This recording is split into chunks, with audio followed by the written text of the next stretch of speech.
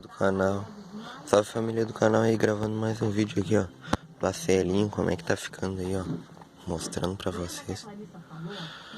Ainda falta fazer aqui o para-choque dele aqui. Dar uma repintada ali no chassi, passar uma caneta permanente pra deixar mais pretinho, colar os detalhezinhos da carroceria aqui, fazer as réguas. Ó o Mael. Até que ficou bom, né, rapaziada? Primeira carroceria que eu finalizei, concluí. Falta algumas coisas ali, tem um adesivinho da AutoClean, da JV lá embaixo, JV Acessórios. Tem umas cartinhas.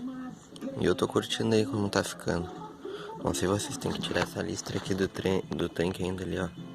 Que aparece, dar uma repintada nele. Diretão ali, ó. Dá falta fazer algumas coisas, alguns ajustes. Aqui a roda, rodando normal. A princípio é isso. Logo aí, ó, já vai se inscrevendo no canal que logo eu vou estar trazendo o FH aqui pra vocês. Acho que agora pelo final do mês vai chegar um FH aí, um FH. Daí vai ficar uns projetinhos meio top. Vou mostrando pra vocês o espelhinho aí, ó. É o que eu fiz ali, ó. A abertura ali do... Não lembro o nome disso daqui. Daí é pra vocês fazerem de vocês, é só desencaixar isso daqui da Mini.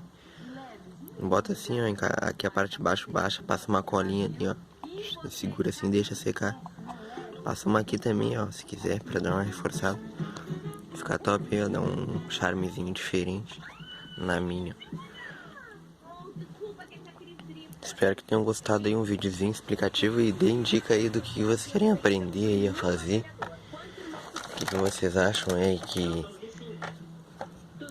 vocês precisam aí de dica, alguma coisa que eu vou ensinando aí na medida do possível pra vocês aí, ó. Isso daí, rapaziada, fala mais um vídeo do canal aqui.